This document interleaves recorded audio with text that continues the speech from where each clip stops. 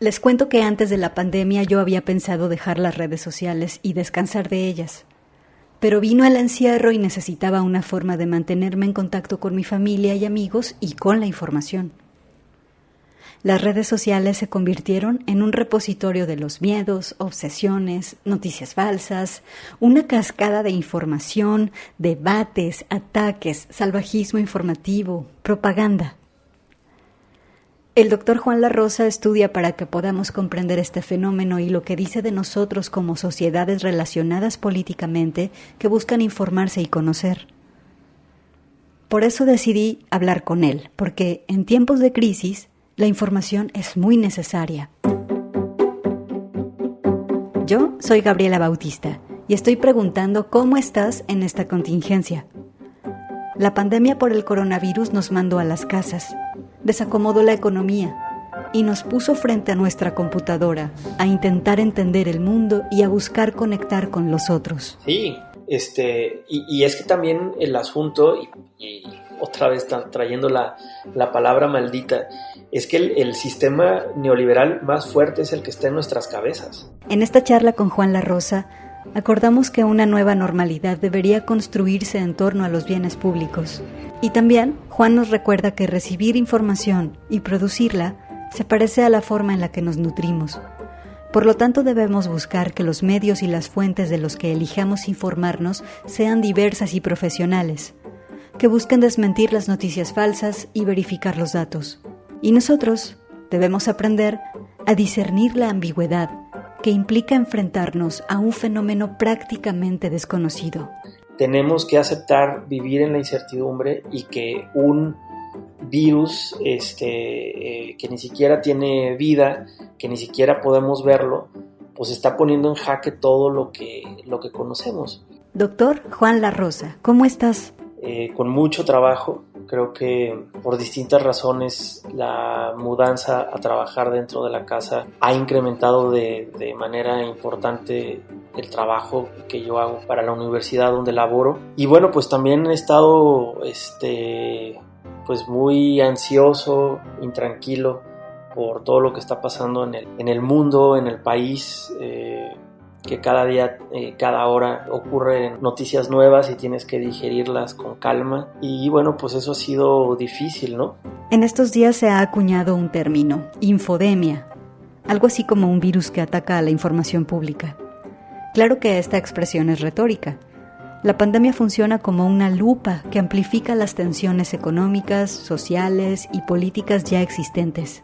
¿Cómo y dónde informarnos? ¿Cómo usar las redes? ¿Qué hacer con nuestras dudas, incertidumbres, ambigüedades en medio de un océano de información?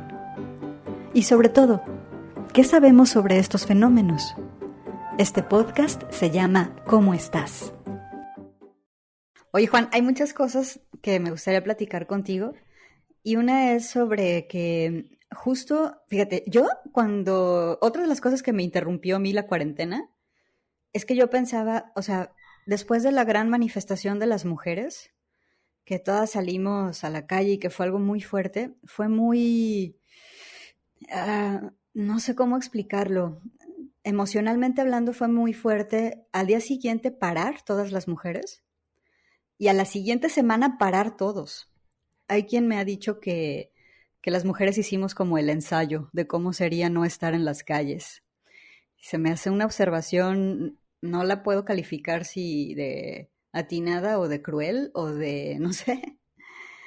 Y yo pensaba en este primer paro que hicimos las mujeres y que al día siguiente estábamos todas guardadas, pensaba despedirme un tiempo de las redes sociales y de las noticias. Porque justo los días previos a la marcha de las mujeres, como que el discurso colectivo, la ansiedad colectiva, se inundó de montón de informaciones tremendas y a mí eso me empezó a saturar.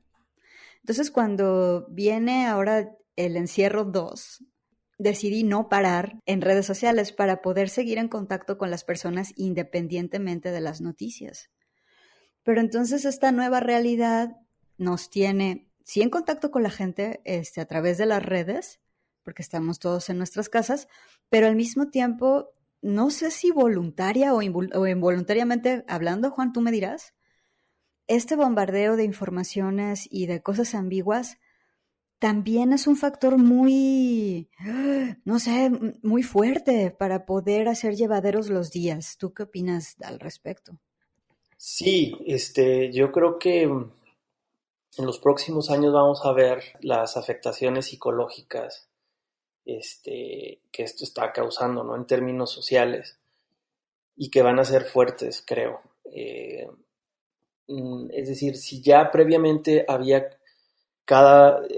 no porque fueran nuevas, pero cada vez eran más frecuentes crisis de comunicación pública por todos digamos, por todas las disfunciones de producción epistémica que se genera con la desinformación, con la malinformación, con la propaganda, con la hipercomercialización de la información periodística, entre otras disfunciones, pues ahora es más, ¿no? Porque por un lado estamos completamente conectados, pues sí, ya una mayoría del planeta, es decir, aunque siga habiendo personas que no tienen acceso a estas formas de comunicación, pero lo cierto es que sí, ya es una gran mayoría.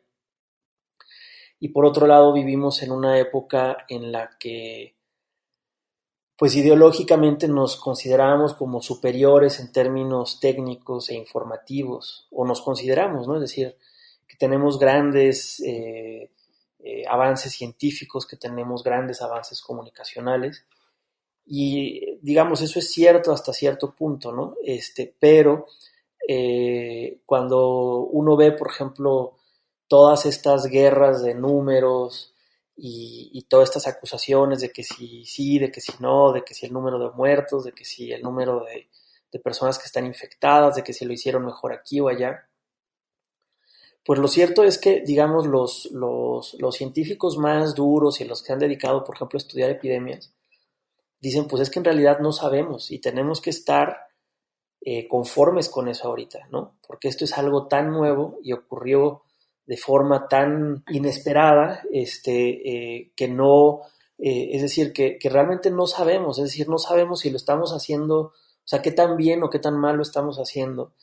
Y entonces, pues, la humanidad sí se ve enfrentada ante ese espejo de decir, pues es que no es cierto que somos tan fregones como creíamos. Es decir, todavía, a pesar de estas computadoras y de los miles de científicos, tenemos que aceptar vivir en la incertidumbre y que un virus que ni siquiera tiene vida, que ni siquiera podemos verlo, pues está poniendo en jaque todo lo que conocemos.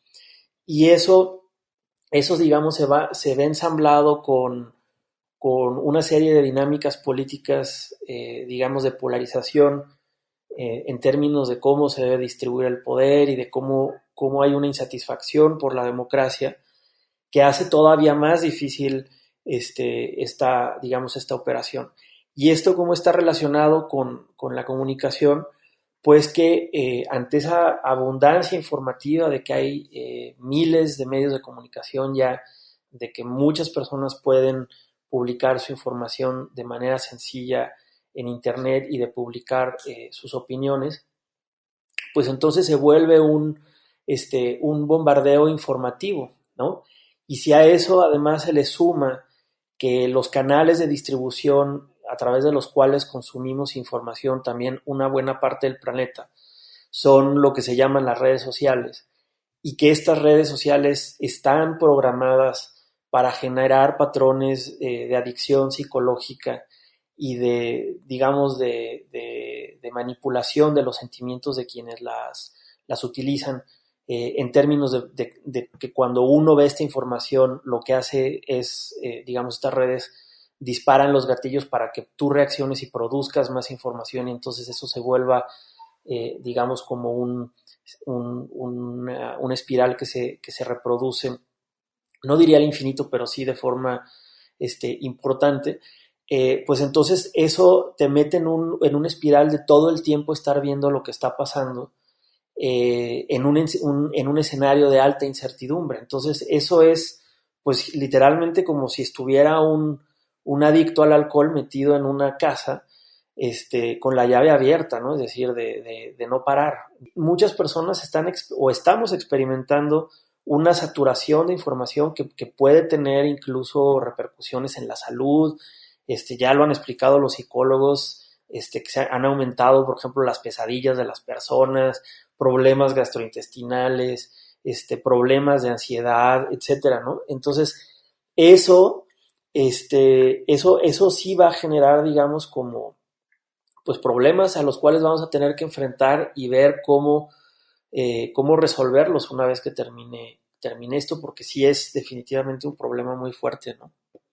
Y digamos, para los que nos están escuchando, pues véanlo claramente, y los que están ahorita tratando de generar procesos de alfabetización mediática en estos casos, es lo que te dicen, o sea, vean, aquí lo más importante ya no es el asunto racional, o sea, digamos, en esta discusión, sino emocional. Entonces, por ejemplo, tú o los que nos están escuchando piensan, por ejemplo, cuando están en Facebook o en Twitter, en este momento, sobre todo, algo que les haga, por ejemplo, cómo les hace sentir lo que están leyendo. O sea, imagínense que ustedes se levantan un día y de repente ven que el petróleo ya ni siquiera vale $1, sino que vale menos $2, ¿no? Sabiendo que vivimos en un país en donde una buena parte de la economía está sustentada sobre el petróleo. ¿Eso qué te hace sentir? Y si eso que te hace sentir automáticamente te genera publicar algo, es decir, que le des retweet o que le des like o que le des compartir, ese tipo de cosas son las que están, digamos, esos mecanismos a los que están explotando esas redes, ¿no? Y generalmente cuando tenemos ese tipo de sentimientos de susto, de enojo, de rabia, lo que hacemos es decir, ahora sí ya publicar algo, decir, oh, pues ahora sí ya se va a acabar el mundo y ya nos vamos a quedar sin trabajo porque vean lo que está pasando, ¿no? O vean, ¿no? Este es el resultado del presidente inepto que tenemos. O cómo es posible que no se solidaricen, ¿no? Es decir, ese tipo de cosas generan, digamos, como esa reacción, y si una persona hace eso y luego quien lee tu post hace eso, pues obviamente es lo que se conoce como viralización, y eso pues obviamente pone en vilo a grandes comunidades, ¿no? Ajá, parece como la lógica del videojuego del enojado. Sí, sí, sí. Estamos conscientes de los efectos perjudiciales que tiene la adicción a las redes sociales, pero también decimos, es que es tan lindo poder ver las fotos de los tíos o saludar a los cuates, y esta es la dinámica que estaría súper bien como distinguirla, ¿no? Es decir, ¿para qué estamos usando esto o de plano no usarlo? No sé, ¿qué opinas? Sí, no, completamente de acuerdo, ¿no? A veces lo que nos critican mucho a lo que somos críticos es que solamente vemos lo negativo, ¿no? Y en realidad ese es un método, o sea, como, pues Claro. casi de vida, porque o sea, el asunto de ser crítico es decir, pues siempre estás viendo esas cosas malas porque se pueden mejorar, ¿no? Pero por supuesto, es decir, todo este tema de Internet tiene su otra cara, y precisamente quienes defienden mucho el tema de Internet, y con lo que yo, por supuesto, concuerdo, es que justamente Internet lo que ha logrado, y también estas redes, es conectar a las personas, ¿no? Independiente, o sea, fuera de estas dinámicas bastante nocivas como las que estaba hablando, pues es una, pues por ejemplo, que se puedan digamos, incentivar el tema de la inteligencia colectiva, ¿no? Es decir, yo, por ejemplo, una de las cosas que a mí me gusta mucho estudiar es el tema de cómo a partir de la comunicación, o sea, de procesos comunicativos se construye conocimiento, ¿no? Que es como la función epistémica de la comunicación.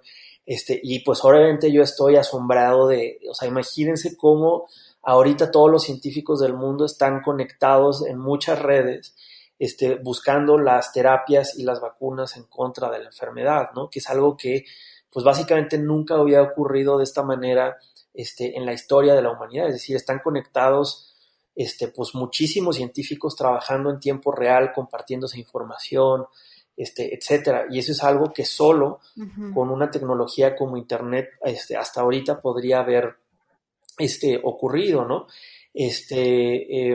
También, digamos, por ejemplo,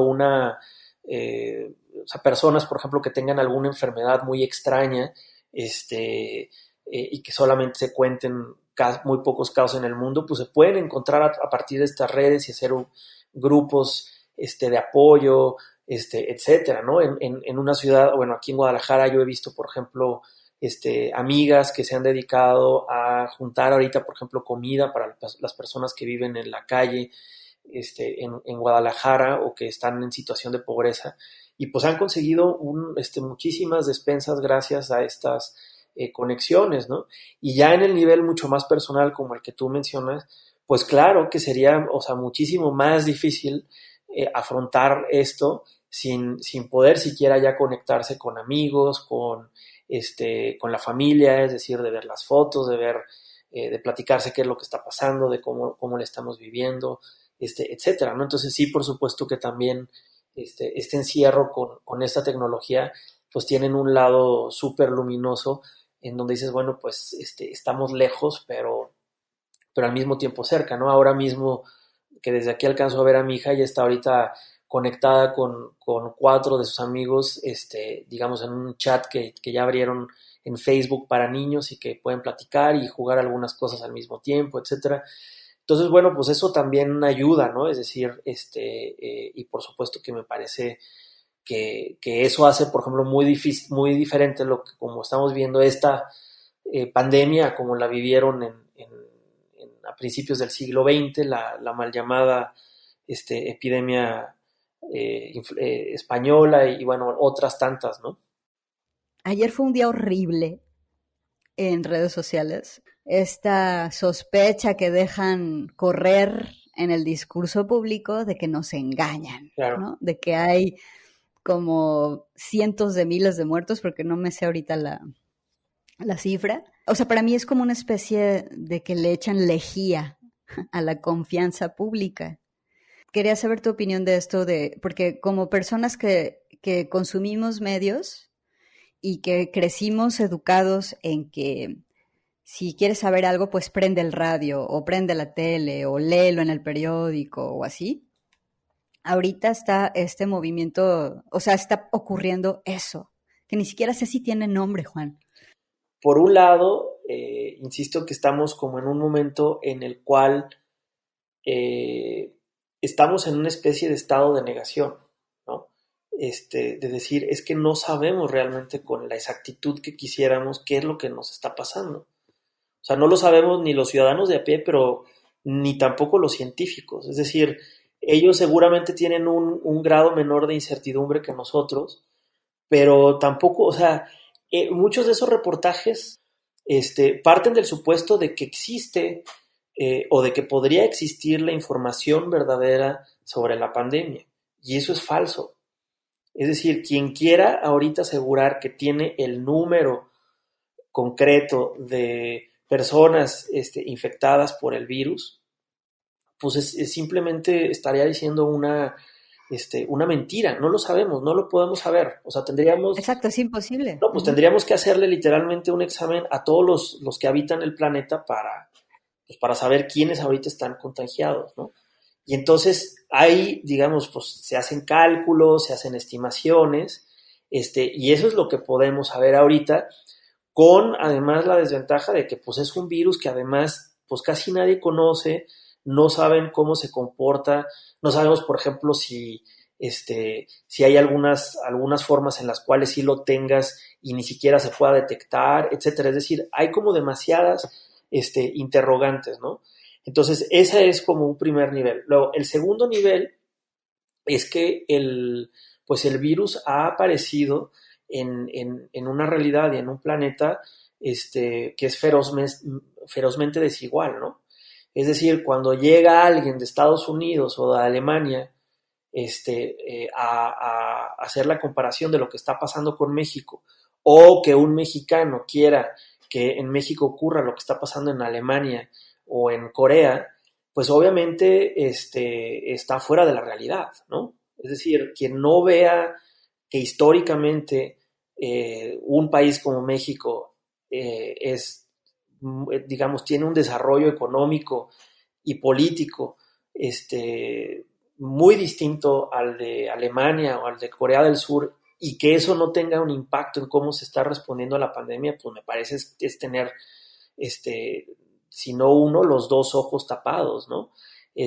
Porque hay una gran desigualdad en el planeta, y eso lo vamos a ver, pues eso ha ocurrido ahorita, pero cuando va a ser muy dramático es cuando salga la vacuna, porque todo el mundo está pensando en decir, es que ya va a salir la vacuna y ya. Pues sí, pero van a tardar, o sea, en términos de la capacidad de producción mundial que hay de una vacuna, creo que se van a tardar, o sea, con lo que está ahorita instalado, 3 años en producir una vacuna de una sola dosis, ¿no? O sea, una producción de 3 años para todo el mundo. Y pues obviamente, ¿a quién creen que les van a dar la primera, o sea, las primeras dosis? No va a ser a México, ¿no? Y si es a México, no van a ser a los habitantes de las sierras de Chiapas o de Oaxaca, ¿no? Es decir, vivimos en un mundo altamente desigual y eso tiene que ver en cómo vemos la pandemia. Entonces tenemos uno que es, no somos tan buenos como creemos para saber las cosas que queremos saber. Dos, vivimos en un mundo en donde la economía política se marca claramente y donde hay muy pocas personas que tienen mucho y muchas que tienen muy poco. Y tres, vivimos en un mundo, al menos en el occidente, en donde hay una alta insatisfacción sobre los arreglos, sobre los sistemas políticos democráticos, ¿no? En donde muchos gobiernos no han sido lo que nosotros hubiéramos esperado, ya sea de derecha, de izquierda, lo que quieras, pero hay una gran insatisfacción y eso ha llevado, entre otras cosas, a la polarización, ¿no? Entonces, esos, digamos, tres ingredientes, y bueno, faltaría un cuarto, ¿no? Que también es en el caso mexicano, que es que tenemos pues un sistema periodístico pues de muy baja calidad, ¿no? Es decir, seguramente los periodistas que lo oigan se van a enojar con lo que yo digo. Por supuesto hay excepciones, pero en general lo que hemos visto durante la pandemia es un nivel periodístico bajísimo, ¿no? Es decir, periodistas que no pueden distinguir qué es un promedio, qué es una media, qué es una mediana, es decir, van 3 meses de conferencias diarias y no queda claro lo que es el modelo Centinela, etcétera, ¿no? Entonces, esas tres cosas hacen pues que obviamente la comunicación pública sea muy difícil, ¿no? Es decir, y que ahí una pata central de la comunicación pública es por parte de los, o sea, viene de los medios de comunicación y de los periodistas, ¿no? Entonces, si eso se crea, digamos, con una baja calidad en general de los medios, ¿no? Y se ponen a circular en una población que está muy sensible, con mucha ansiedad, con una gran polarización política y en un sistema que está también altamente polarizado, pues obviamente es como en un experimento que mezclas las sustancias equivocadas y explota, ¿no? Ves a los comentaristas de Twitter y Facebook que en otro momento eran como pues personas muy analíticas, que daban información interesante, pues diciendo una serie de tonterías que también son muy difíciles de ponderar, ¿no? Mi otra pregunta, Juan, era, todavía antes de irnos a la luz, la otra era si esto debería politizarse, como por parte de nosotros los ciudadanos, o de plano esconder la cabeza y esperar a que prácticamente se aplane la curva. Sí, no, yo sí creo que sí debería de politizarse y se está politizando, ¿no? Es decir, si el tema está completamente politizado por buenas y por malas razones, ¿no? Es decir, por malas, pues como estas, ¿no? De decir, aprovechemos la coyuntura para derrocar a un gobierno, y por buenas, porque sí hay también ya muchas iniciativas como las que tú comentas, en donde pues están repensando las cosas, ¿no? Es decir, en términos ambientales, en términos de consumo, en términos de, digamos, de viajes, ¿no? Es decir, eh, digamos, vamos a ver finalmente qué es lo que está pasando, pero hay ya muchísimas narrativas que interpretan lo que nos está pasando, ¿no? Y entonces una narrativa es, por ejemplo, que esto es algo que ocurrió en contra de la globalización, ¿no? Es decir, que en términos, digamos, lógicos es una tontería, es decir, o sea, no es que un virus haya dicho, no, es que está mal la globalización, entonces ajá, pues vamos a salir y atacarla, ¿no? O está mal el capitalismo, pero de alguna, digamos, la parte más, digamos, racional, digamos, de estas ideas o la más práctica es decir, bueno, es que esto lo que nos está diciendo es, cómo hay algunas cosas pues, o muchas cosas que se están haciendo y que se podrían cambiar y se deberían de cambiar y que no son naturales, ¿no? Como por ejemplo esa forma de viajar tan poco sustentable, ¿no? La forma de producción de comida también tan poco sustentable, ¿no? Decir, bueno, pues cómo es posible que tengamos sistemas de salud tan precarios, ¿no? Es decir, lo que está pasando en Estados Unidos es terrible, pero además es muy elocuente del sistema que ellos mismos han construido, ¿no? Es decir, tienen un sistema completamente fraccionado, completamente inoperante en una situación de esta, ¿no? Y entonces muchos de los que se están preguntando es cómo es posible que el país más poderoso en términos militares y económicos, es decir, con tantos recursos, tengamos un sistema de salud tan precario, ¿no? Porque finalmente el sistema de salud está construido bajo la máxima del sálvese quien pueda, ¿no? Es decir, entre más dinero tengas, pues mejor seguro vas a tener y mejor te vas a salvar, ¿no? Pero no hay una infraestructura pública que sea, digamos, que sustente eso. Y entonces, en ese sentido, yo creo, digamos, como, a pesar de que si lo pusiéramos en una imagen, aunque es, digamos, un coche modelo 1980, pues el sistema de salud en México, con todo lo que le han hecho, pues sí hay una infraestructura pública, ¿no? Es decir, sí hay hospitales que atienden públicamente, sí hay intenciones de que sea un sistema universal, que esté muy lejos de serlo es otra cosa, ¿no? Sí hay médicos y enfermeras que trabajan públicamente, no de forma privada para la población. Sí hay un sistema de comunicación que permite que lo que está en Sonora se centralice y entonces se combine con lo que está pasando en Chiapas, ¿no? Que ese fue el gran drama de las primeras semanas en Estados Unidos, que todas las pruebas las tenían que mandar a Atlanta, al CDC, para que pudieran confirmarse y eso se iba a una base de datos y etcétera, hasta que lograron descentralizar eso, pero lo lograron descentralizar o lo tuvieron que hacer así porque no tenían esa infraestructura, ¿no? Y entonces, con todas las fallas y las carencias, pues yo creo que esas son de las partes luminosas en México, ¿no? Es decir, en México sí tenemos un sistema de salud público, ¿no? Muy deficiente, que ha sido, digamos, financiado de manera raquítica en los últimos 30 años, que a lo mejor también se cometieron muchas torpezas en estos meses que llevamos de la pandemia, pero está ahí, ¿no? Es decir, yo creo que eso también lo tendríamos que reconocer, ¿no? En esta cuarentena, ¿te ha sido sencillo informarte sobre la crisis del coronavirus? ¿Cuál es la información que decides recibir? Del 1 al 10, ¿qué tan informado te sientes acerca de la pandemia? ¿Desde dónde eliges informarte? Hoy hablamos con el doctor Juan La Rosa, profesor investigador del ITESO, que estudia cómo nuestras formas de comunicación producen conocimiento. Sabes, Juan, cuando a mí me pasa lo de mi enfermedad y pienso en esos términos, porque la cuestión del virus que estamos viviendo, para mí sí es una cuestión límite, o sea, sí nos está llevando a una experiencia límite. Y esas experiencias límites son cuando nos ponemos a pensar sobre nuestra propia vida y qué hacemos con nuestra vida. Dicen que hay varias formas de duelo y hay una forma de duelo que es en la que intentas sacar sentido de las cosas.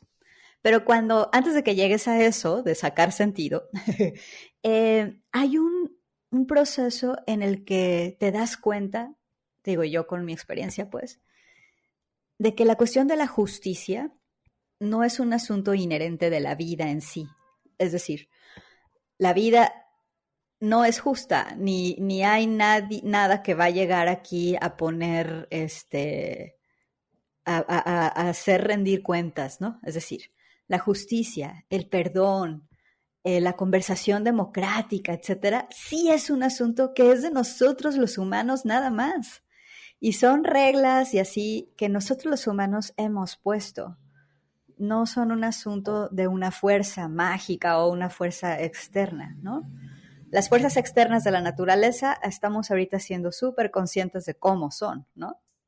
Y a mí me parece algo interesante que justo esta cuarentena nos esté llevando a esa reflexión colectiva. Sí, claro. Y tiene que ver con esto también que comentaba de cómo como humanidad nos estamos poniendo frente a distintos espejos que nosotros creíamos que nos decían una cosa, pero que en realidad nos dicen otra, ¿no? Como esta idea de creernos la super raza del planeta. Hay un reportero precisamente del New York Times, muy bueno, este, que es, digamos, uno de los que están ahorita como en o sea, son los que están encargados de cubrir todo este tema, que él tiene 30 años de experiencia, creo que comenzó cubriendo el VIH y luego ha cubierto el ébola y cuando llegó el virus del Nilo, es decir, es un reportero experto no nada más en salud, sino en estos temas.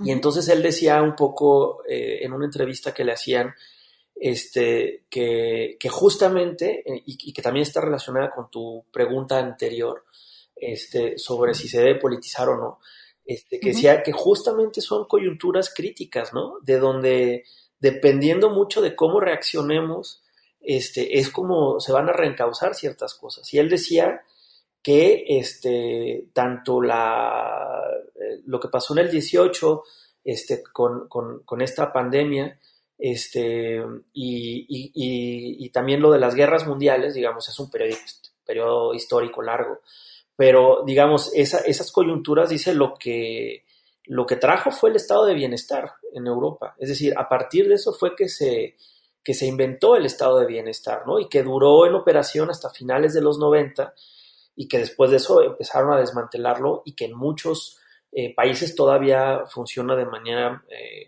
mediamente adecuada. Pero eso significa, es decir, el welfare en términos de salud fue cuando inició. Piensen, por ejemplo, que en el Reino Unido todavía hasta hace poco era un sistema realmente universal, ¿no? Y que, por cierto, según varias investigaciones históricas, fue un modelo que tomó en cuenta el diseño de la seguridad social mexicana, ¿no? Cuando se formó el del Reino Unido, el del IMSS, ¿no? Y que después, digamos ya, aunque a muchos les cause ruido la palabra, en un periodo mucho más neoliberal, poco a poco se ha ido desmantelando, pero durante muchos años, si tú venías de cualquier parte del mundo y te pasaba algo en Inglaterra, te iban a atender ahí prácticamente de forma gratuita, ¿no? Y entonces, bueno, a lo que voy es que finalmente digamos, todo lo que está pasando, pues sí es un momento como para darle una vuelta de tuerca o cambiar la tuerca tal vez, en muchas cosas de cómo la estamos viendo, ¿no? Es decir, sí tendría que ser como un momento de inflexión. Vamos a ver hasta dónde nada, porque pues sí preocupa mucho, por ejemplo, estas visiones en donde dicen, no, pues es que ya tenemos que salir a trabajar, ¿no? Porque el Producto Interno Bruto ya se cayó, ¿no? Y dices, bueno, pues sí, pero ¿qué tal un mundo en donde ese Producto Interno Bruto no sea importante, ¿no? Y lo importante sea la economía de tu colonia o de tu ciudad, tal vez, ¿no? Es decir, pensando en estas ciudades que planteaba Aristóteles de 5.500 personas, ¿no? Para tener una división del trabajo bastante más organizada, ¿no? ¿Por qué no pensar en otras formas de hacerlo? Pero pues no, o sea, es justamente o sea, cuando ves precisamente los medios y también muchos de estos reportajes, pues es lo que está en juego, ¿no? Lo que está pasando ahorita en la frontera con México, pues es brutal. O sea, literalmente Estados Unidos está obligando a abrir las maquilas del norte para que no se se estropeen las cadenas de producción y básicamente están enviando a las personas al matadero, ¿no?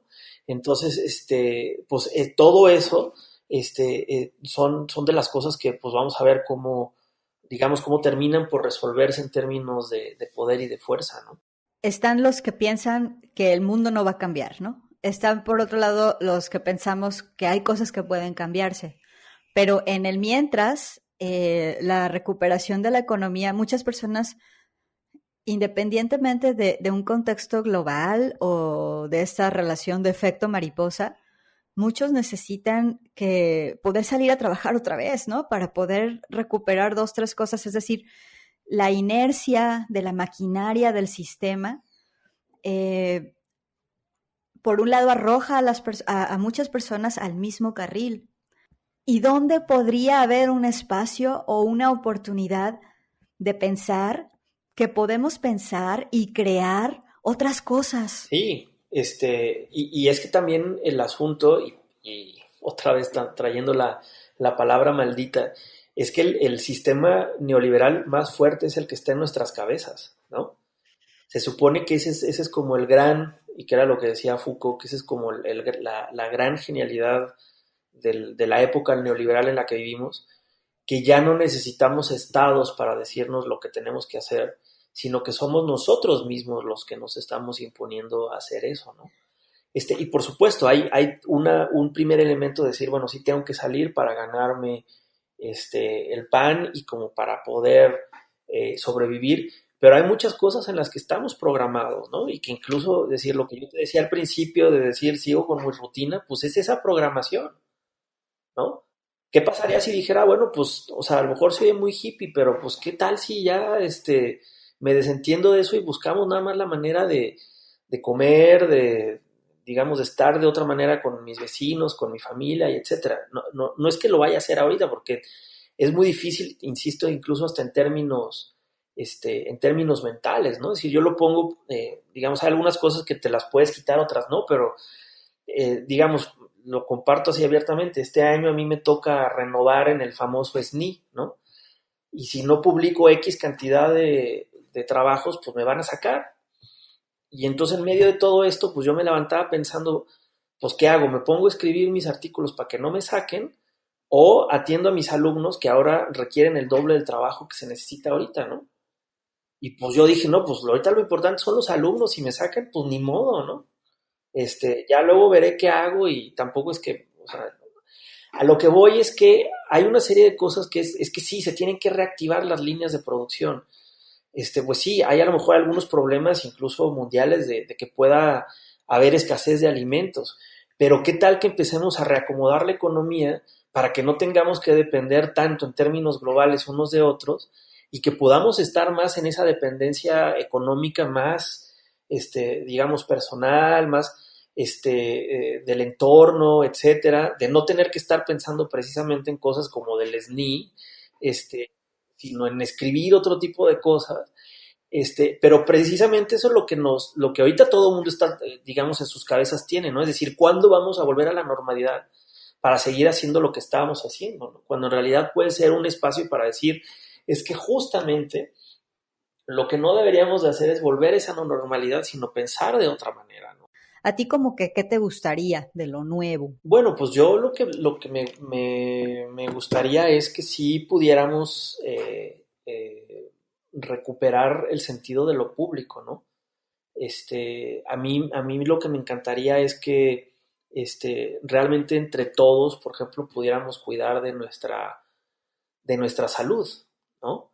Ujú. O sea, que entre todos amortiguáramos el peso del que vive al lado y del que vive en otro estado, ¿no?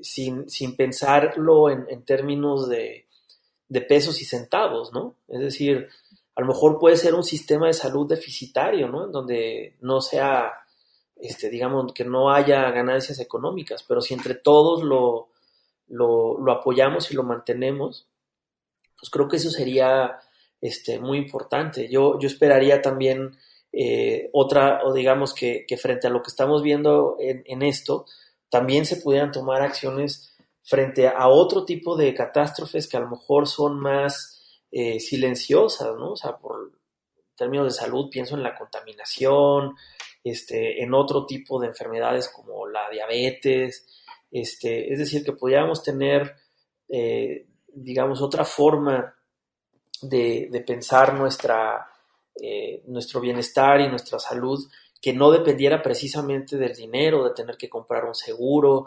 de ver si este seguro te alcanza para una clínica chafa o para irte al Hospital San Javier, al más caro, sino que hubiera esa, digamos, esa socialización de eso, ¿no? Y sobre eso, pues pensaría también en otras cosas como lo público de la información, lo público de lo político, ¿no? Lo público de las infraestructuras urbanas, etcétera, ¿no? Creo que podría dar por ahí, ¿no? Y por supuesto que muchas de estas cosas se oyen muy, utópicas, pero pues de algo deben de servir este tipo de, digamos, de coyunturas como para repensarnos y cambiar, ¿no? En la medida de lo que sea posible, ¿no? De acuerdo a tu experiencia, Juan, Uh-huh. ¿cómo podemos alfabetizarnos mejor en informarnos? Porque creo que ahorita sí estamos viviendo en un asunto en el que se le ha hecho muchísimo daño a la confianza pública. Digo, también muchas cosas han hecho para que no tengamos confianza pública, ¿verdad? Claro. Pero, ¿cómo podemos estar alerta y tranquilos? Pues es una pregunta difícil. Es decir, en términos de alfabetización, yo creo que un punto importante, digamos, algo que sirve mucho para explicar esto es pensar nuestro consumo informativo como si fuera nuestro consumo alimenticio, ¿no? Es decir, es Ujú. un consumo, uno, al que hay que dedicarle tiempo, es decir, no hacerlo, mientras estás mientras estás comiendo, por ejemplo, o mientras estás con tu pareja o con tu hijo y que de repente ves un mensaje que te llegó de Uno TV y ya con eso te sientes informado, ¿no? Sino, creo que sí habría que dedicarle, digamos, un tiempo, puede ser diario o cada 2 o 3 días, ¿no? Es decir, de sentarse y poder, consumir, digamos, información, sobre todo de forma consciente. La otra, pues obviamente tiene que ver con la calidad, ¿no? Igual que la alimentación, es muy importante que los ingredientes que utilizas para preparar tus alimentos sean de calidad, es decir, pues buscar medios establecidos, ¿no? Es decir, donde puedan ver que son medios que tienen una historia, una trayectoria, en donde los periodistas no son, digamos, periodistas que entran y se van de un día para otro de la profesión, etcétera, que puede tener fallas, como lo vimos ahora con el New York Times. Eso no es garantía de nada, ¿no? Pero pues también, puedes ir a un restaurante de 5 estrellas Michelin y el otro símil haría es que, pues, que en la medida de lo posible te prepares tú el alimento, ¿no? Es decir, que no vayas y lo compres al restaurante, que no vayas y lo pidas para llevar, sino que tú te hagas tu propia comida. ¿Esto qué significa? Pues que no esperes a que te llegue en Twitter, que no esperes a que te llegue en Facebook, que no esperes a que te lo digan tus familiares, ¿no? Que eso de todas maneras va a ocurrir, sino que decir, a ver, yo quiero mi comida, entonces este es mi menú y voy a ir a distintos medios de comunicación a leer a esta información al País, esta información al Times, esta información al Universal, esta La Jornada, esta Televisa, etcétera, ¿no? Entonces, eso hace que tú puedas decidir qué es lo que quieres, digamos, prepararte. Y la última, pues, sería la diversidad, ¿no? Es decir, que cuando estás, digamos, preparando tu comida o cuando estás evaluando tu dieta alimenticia, pues lo que recomiendan los nutriólogos es, pues, que comas de todo, ¿no? Es decir, no vas a comer nada más carne, ¿no? O no nada más vas a comer brócolis, o no nada más vas a comer cereales, sino la idea es que comas de todo un poco porque eso es una dieta balanceada, ¿no? Y de la misma manera, pues habría que decir, pues, consume, no nada más consumas notas de opinión, sino también consume información, reportajes, ¿no? Consume cuestiones más que tengan que ver con la cultura, o cuestiones económicas, etcétera. Y muy importante también, pues, que puedas tratar de consumir información de distintos, digamos, espectros políticos, ¿no? Es decir, por ejemplo, yo el ejemplo que le doy a mis alumnos es, pues, por mis posturas políticas, yo detesto, por ejemplo, una gente como Pablo Iriart o Leo Zuckerman, pero los leo, ¿no? Porque me interesa saber lo que ellos están pensando y cuáles son los argumentos que están poniendo como para tenerlos en la mente y ponderar lo que está pasando en términos políticos, no nada más de las personas o del tipo de personas que piensan como yo, ¿no? Entonces, eso sería, digamos, como lo que se recomienda en términos de alfabetización. Y en estos momentos yo agregaría una más que tiene que ver, digamos, en términos de comida y que ya tiene más que ver con el asunto psicológico, es pues que también veas qué es lo que la comida te está haciendo sentir, ¿no? Sabemos mucho que, por ejemplo, digamos, digamos, la caricatura es, pues, terminé con mi novia, ¿no? Con mi novio, entonces me voy a sentar con un vaso de 1 litro de helado a ver la televisión porque eso me hace sentir bien, ¿no? O me reconforta, o esta otra comida me hace sentir de esta manera o demás, ¿no?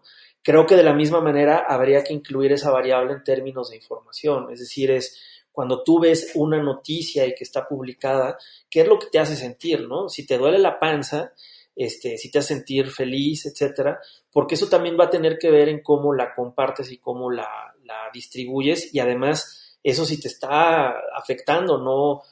A la vida, ¿no? Es decir, yo sí, francamente, sí, digamos, por mi trabajo sí tengo que estar como al pendiente de las noticias, pero en este periodo de pandemia sí ha habido días en los que yo digo, hoy sí no voy a agarrar el teléfono ni me voy a meter a la computadora por nada del mundo, porque necesito, pues, parar de pensar y una limpia y ya, ¿no? Y al día siguiente ya llego un poco más tranquilo y puedo volver a ver las cosas, ¿no? Entonces creo que también es como realmente también estar como muy al pendiente de nuestra salud emocional en términos de cómo consumimos información, ¿no?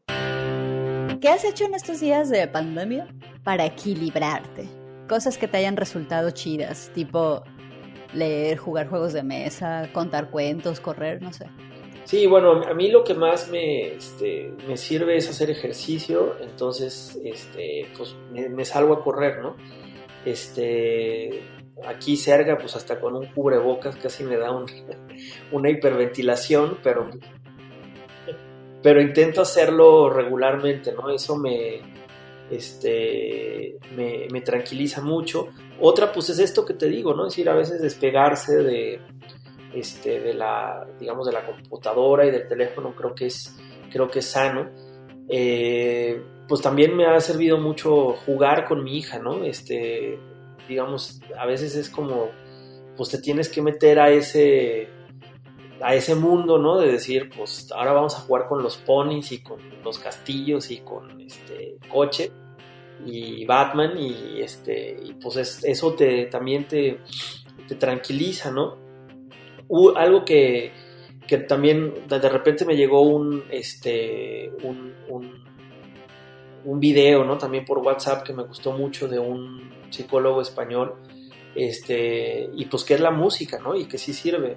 Es decir, los días, esa sí yo sí la recomiendo casi como que esa sí es como de rescate de automático, que los días que sí se estén sintiendo así muy, muy mal o así tristes o enojados o lo que sea, si ponen, por ejemplo, la música que más les gusta o que más les hace sentir bien, sí puede ser como un subidón padre, ¿no? O sea, por ejemplo, a mí digo, porque era algo que hacían mucho mis papás, y que es como música también muy alegre, que generalmente no es muy down ni nada, es la música de los Beatles, o sea, siempre que la pongo me ayuda, ¿no? Entonces, si es así un día como gacho, pues pones a los Beatles o a los que te gusten, pues, creo que eso ayuda mucho. En ese video también decía mucho que ver la naturaleza, ayuda, ¿no? Como a hacerlo, incluso hasta en fotografías y demás. Pero, por ejemplo, en los últimos días que me he salido también a correr o a caminar, ver los flamboyanes, por ejemplo, de Guadalajara, que están ahorita rojos, rojos, rojos, y contemplarlos un rato es así como que muy, muy, tranquilizante, ¿no? Decir, bueno, si algo nos pasa, todos ellos van a seguir aquí, ¿no? Y son muy bonitos y pues qué chido. Entonces, pues sí, esas cosas, hablar con familia, amigos, estar tranquilo, pues son de las cosas que me ayudan a pasar, ¿no?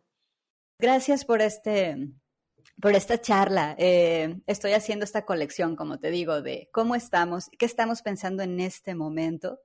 Me parece que hay que documentarlo y me parece que estamos siendo, la historia nos está traspasando en estos momentos y creo que hay que decir qué pensábamos y quiénes éramos en estos momentos, ¿no? Sí, creo que va a ser un material valiosísimo, digamos, en el presente, como para poder, digamos, espejearnos y saber también cómo están pensando otras personas, porque pues a veces ni siquiera lo sabemos, ¿no? Creo que también algo muy chistoso es, o al menos a mí lo que me ha pasado, pero bueno, también eso ya lo han explicado previamente los sociólogos y psicólogos, que es que en estas conversaciones, incluso con amigos, pues sí, mucho el tema es de coronavirus, pero pocas veces decimos esto de cómo nos estamos sintiendo. Entonces, a lo mejor poner esto en términos de radio está chido, para ver cómo realmente otras personas lo están viviendo. Y por otro lado, sí, como material histórico creo que va a ser valiosísimo, porque justamente también después va a ser, pues saber cómo estamos viviendo y cómo estábamos sintiéndonos, ¿no? Esta crisis de salud que atraviesa el 2020 también será recordada por hacernos ver que estuvimos socialmente en un momento muy vulnerable y que más que nunca era necesaria la información sin propaganda para poder tomar decisiones vitales. Hasta el momento sabemos que el virus pertenece a la familia de los coronavirus SARS-CoV-2, que el sistema inmune de los humanos no ha desarrollado defensas contra él. Y también sabemos que las economías, los sistemas políticos, las sociedades enfrentan una especie de nueva realidad que implica la prohibición de reuniones masivas, la búsqueda de una vacuna y el planteamiento de formas de convivencia nuevas. El doctor Juan La Rosa tiene mucho por analizar y nosotros mucho por comprender dónde y cómo informarnos, y también dónde y cómo expresarnos. Recuerda utilizar cubrebocas, practicar la sana distancia, lavar tus manos frecuentemente y entrar con cautela a las redes sociales. Elige los medios con los que vas a informarte y recuerda siempre que el valor más importante de todo medio de comunicación es la confianza y el rigor en el trato informativo. Este podcast se llama ¿Cómo estás? Y es una producción hecha por mí, Gabriela Bautista, desde el aislamiento, para Radio Universidad de Guadalajara. Mayo, junio de 2020.